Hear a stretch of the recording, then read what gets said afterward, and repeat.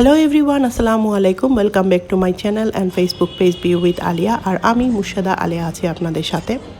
আশা করছি আপনারা সবাই ভালো আছেন, সুস্থ আছেন এবং নিরাপদে আছেন। আমরাও আল্লাহর রহমতে ভালো আছি। আর আজকে নতুন আরেকটা ব্লগ শুরু করছি, আশা করছি আপনাদের ভালো লাগবে। শীতের আমেজ কিন্তু এখনও শুরু হয়নি, হয়তো মাসখানেক পরে আস্তে আস্তে সকালের দিকে শীতের একটা হাওয়া টের পাওয়া যাবে। তবে আমার এখনই পিঠা দিয়ে চা খেতে ইচ্ছে করছে, তো ভাবলাম যে সবচেয়ে ইজি ওয়েতে যে পিঠাটা বানানো যায় সেটা দিয়েই শীতের পিঠার স্টার্টিংটা করে ফেলবো। তো সকালে ঘুম থেকে উঠে বাচ্চাদের ব্রেকফাস্ট করিয়ে নিয়েছি, তারপর হচ্ছে ওরা স্কুলে চলে গিয়েছে, সাইফ কলেজে গিয়েছে। আর আমি হচ্ছে এখন স্কুলে সাইনকে দিয়ে এসে তারপর পিঠা বানাতে লেগে পড়েছি। তো চই পিঠা বা মেরা পিঠা যেটাই বলেন না কেন, সেই পিঠাটা আমার কাছে মনে হয় সবচেয়ে সহজ একটা পিঠা, খুব তাড়াতাড়ি এটা তৈরি করা যায়। আর বাসায় হচ্ছে চাউলের গুঁড়ি থাকলে তো আর কথাই নেই। তো আমার শাশুড়ি মা হচ্ছে আমাদের বাড়ি থেকে চাউলের গুঁড়ি করে তারপর নিয়ে আসছিলেন। তো ভাবলাম যে সেই গুঁড়িটা দিয়েই পিঠা তৈরি করে ফেলি। তো এটা যেহেতু আমাদের মানে ক্ষেতের চালের গুঁড়ি, তো সে কারণে মানে পিঠা করতে খুব বেশি মানে বেগ পেতে হচ্ছে না। আমি হচ্ছে চাউলের গুঁড়িটাকে প্রথমে 1 চিমটি লবণ দিয়ে তারপর ভেজে নিয়েছি। এখন হচ্ছে এর মধ্যে কুসুম গরম পানি দিয়ে তারপর গরম চাউলের গুঁড়িটাকে আমি হচ্ছে মিক্স করে নিচ্ছি। তো প্রথমে হচ্ছে খুন্তি দিয়ে আমি এটাকে মিক্স করছিলাম, কারণ এটা অনেক গরম ছিল আর গরম থাকা অবস্থায় কিন্তু এটা মেখে নিতে হবে। তো আমি এখন হাত দিয়ে এটা মেখে নিচ্ছি। তো আমি স্কিপ করে করে ভিডিওটা করেছি, কারণ খুব বেশি গরম ছিল। আমি হচ্ছে পরে এটাকে ফ্যানের নিচে নিয়ে তারপর মেখে নিয়েছি। তো দেখতে পাচ্ছেন আমি হচ্ছে চাউলের গুঁড়িটাকে ভালো করে মেখে নিয়েছি। তো মেখে নেওয়া হয়ে যাওয়ার পরে এখন আমি হচ্ছে চই পিঠা বা মেরা পিঠার যে শেপটা থাকে সেটা দিয়ে দিচ্ছি।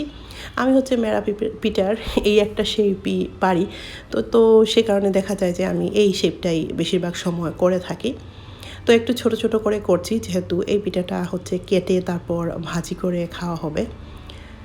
যাতে 3 টুকরো বা 4 টুকরো করলেই আমার হয়ে যায়, সেই জন্য আমি এই ছোট একটা সাইজ মানে মাঝারি সাইজটা করছি। খুব বেশি ছোটও না, খুব বেশি বড়ও না।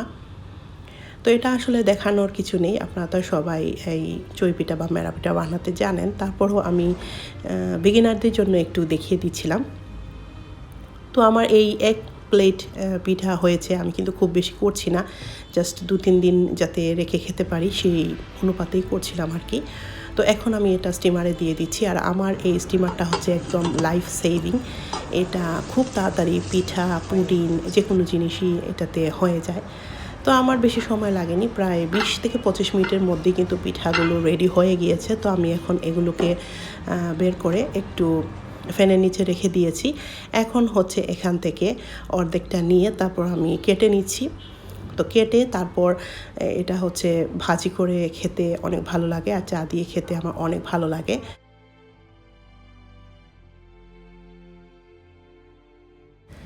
তো আমি হচ্ছে ফাস্ট ফরওয়ার্ডে দিয়ে দিয়েছি। পিঠাটা কাটতে বেশ সময় লাগছিল, তো ভাবলাম যে ভিডিওটা বেশি লম্বা হয়ে যাবে সেজন্য। তো এখন আমি হচ্ছে চুলায় তাওয়াটা বসিয়ে নিয়েছি। আর প্রথমে হচ্ছে পিঠাটা শুধু এটার মধ্যে একটু ভেজে নেব, তারপর হচ্ছে এর মধ্যে ঘি দিয়ে দিয়েছি। আর ঘি বা তেল দুটোই দেওয়া যায়, তবে ঘিটা দিলে বেশি ভালো লাগে। তো ঘি দিয়ে এখন আমি পেঁয়াজ কুচি এর মধ্যে দিয়ে দিয়েছি, আর লবণ দিচ্ছি 1 চিমটি, আর হচ্ছে কাঁচামরিচ এখানে কেটে তারপর দিয়ে দিয়েছি। তো এখন আমি এগুলোকে ভালো করে মিক্স করে ভাজা ভাজা করে নেব। তো অনেকে হচ্ছে বিট লবণটাও দিয়ে থাকেন, আবার চাট মশলাটাও দিলেও কিন্তু আরেক ধরনের টেস্ট হয়। অনেকে চিনি দিয়েও খেয়ে থাকেন। তো যার যেরকম ভালো লাগে এটা হচ্ছে সেভাবেই করে নিতে হবে। তো পিঠাটা ভাজা হয়ে গিয়েছে, আর আমি হচ্ছে চাটাও বানিয়ে নিয়েছি। এখন আমি একটা ট্রেতে করে এগুলো হচ্ছে উপরে নিয়ে যাচ্ছি। আমার তো কিচেনটা নিচে, আর উপরে হচ্ছে বেডরুম, আর ওখানে একটা ডাইনিং প্লেসও আছে। তো ওখানেই নিয়ে যাব, সবাই মিলে একসাথে ব্রেকফাস্ট করে নেব। আর হচ্ছে আমার শাশুড়ি মা আসছিলেন, তো ওনাকে নিয়ে এখন আমি হচ্ছে শপিংয়ে বের হয়েছি। আর অফ ক্যামেরায় রান্নাবাড়া করে নিয়েছিলাম দুপুরের, আর বিকেলের দিকেই আমরা শপিংয়ে বের হয়েছিলাম। আর দেখুন আমাদের সিলেটে কত সুন্দর করে দেয়াল আর্টটা করা হয়েছে রাস্তার দুই ধারে। তো দেয়াল আর্টগুলো দেখছিলাম আর ভিডিও করছিলাম, আর আপনাদের সাথেও একটু শেয়ার করে নিচ্ছি। আপনাদের কেমন লাগছে অবশ্যই জানাতে ভুলবেন না। আর আমার ভিডিওগুলো আপনাদের যদি ভালো লাগে তাহলে অবশ্যই লাইক দিতে ভুলবেন না। আমার চ্যানেলটিকে সাবস্ক্রাইব করে পাশে থাকা বেল বাটনে প্রেস করবেন, তাহলে আমি যখন কোনো ভিডিও আপলোড করব সেটা আপনার নোটিফিকেশন বক্সে সবার আগে চলে আসবে।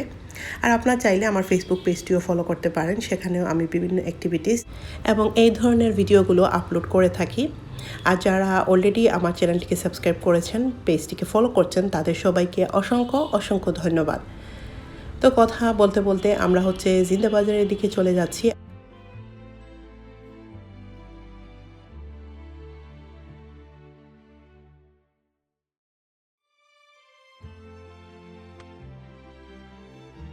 তো প্রথমে আমরা হচ্ছে একটা গোল্ডের শপে চলে আসি। এটা ছিল আমার একটা পরিচিত ভাইয়ার শপ। তো এখানে হচ্ছে আমি আমার যে বালা, সেই বালাগুলো রিপেয়ারিং করতে এসেছি। এগুলো একটু ভেঙে গিয়েছিল। তো আমাদের এই দোকানদার ভাইয়া হচ্ছে তার গোল্ড কালেকশনগুলো আমাদের দেখাচ্ছিলেন কি কি আছে। তো এই যে বড় সেটগুলো, এগুলো বেশিরভাগই হচ্ছে সিটি গোল্ড টাইপের আর কি। আজকাল অত বড় সেট নাকি কেউ কেনে না। আর মাঝে মাঝে হচ্ছে ছোট ছোট স্বর্ণের সেটগুলো ছিল। আর এই যে ছোট সেটগুলো দেখতে পাচ্ছেন, এগুলো হচ্ছে ওনার শপে নতুন আসছে। দাম একদম কম ছিল, আর হচ্ছে যে কোনো সময় পরা যেতে পারে। ছোট ইয়াররিংস আর হচ্ছে ছোট একটা নেকলেস ছিল। এগুলো বেশ সুন্দর সুন্দর ডিজাইনের ছিল। তো ওগুলো হচ্ছে উনি বের করে দেখাচ্ছিলেন। তো আমি হচ্ছে একটু ভিডিও করে নিলাম। আপনাদের যদি কারো ভালো লাগে তাহলে আপনারা এগুলো নিতে পারেন। সিলেট প্লাজার 3 তলায় যে গোল্ডের শপগুলো আছে, ওখানে ভাইয়ার শপটা আছে।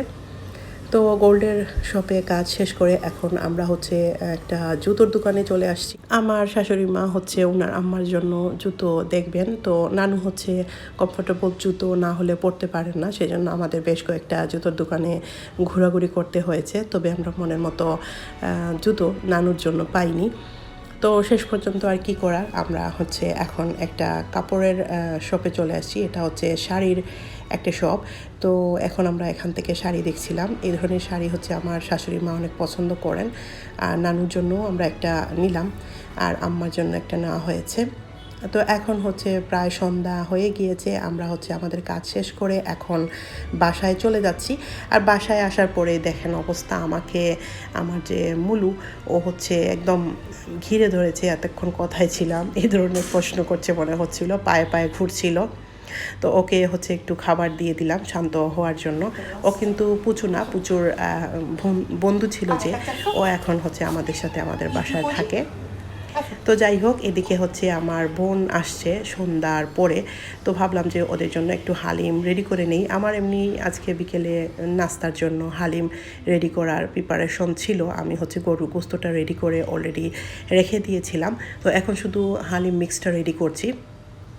তো হালিম মিক্স দিয়ে হালিম বানানো কিন্তু খুবই সহজ। প্যাকেটের যে হালিম মিক্সগুলো পাওয়া যায় সেগুলোতে প্রথমে গরম পানি ঢেলে দিয়েছি। এখন হচ্ছে এটা আধা ঘন্টার জন্য একটু ভিজিয়ে রাখবো।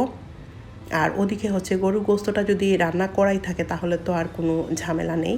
আর আমি হচ্ছে কিছু পপ পিঠা ছিল বাসায়, এগুলো আমি ফ্রোজেন করে রেখেছিলাম, ওগুলো বের করে তারপর ভেজে নিচ্ছি। আর হচ্ছে নুনিয়া পিঠা, এগুলো আমার বাসায় কড়াই ছিল, তো ওগুলো হচ্ছে এখন বের করে তারপর ভেজে নিচ্ছিলাম। তো পিঠাগুলো যে তেলে ভেজে নিয়েছিলাম সেই তেলেই হচ্ছে আমি পেঁয়াজ বেরেস্তা করে নিচ্ছি। হালিমের উপরে পেঁয়াজ বেরেস্তা দিলে কিন্তু খেতে ভালো লাগে। তো সেই জন্য আমি পেঁয়াজ বেরেস্তাটা করে নিচ্ছিলাম। এদিকে হচ্ছে গরুর গোস্তটা আমি একটা হাঁডিতে নিয়ে নিয়েছি। পেঁয়াজ বেরেস্তা যে তেল দিয়ে করেছিলাম সেই তেলটা প্রথমে হাঁডিতে নিয়েছি, তারপর হচ্ছে গরুর গোস্তটা নিয়ে নিয়েছি। এখন হচ্ছে হালিম মিক্সটা এর মধ্যে দিয়ে দিচ্ছি। এখানে হচ্ছে পানি দিয়ে ভেজানো যে হালিম মিক্সটা ছিল সেটা আগে দেব, আর তারপর হচ্ছে পরিমাণ বুঝে এখানে হচ্ছে পানিটা দিতে হবে। আর সব কিছু কিন্তু ইনগ্রিডিয়েন্টস কী কী লাগে, কী কী করতে হবে সব কিছু লেখাই থাকে বক্সের মধ্যে। তো আমি হচ্ছে পরিমাণ মতো পানি দিয়ে এখন হালিমের যে ডাল চাল ছিল ওগুলো ফোটার জন্য কিছু সময় এটাকে নেড়ে চেড়ে তারপর ঢেকে রান্না করব।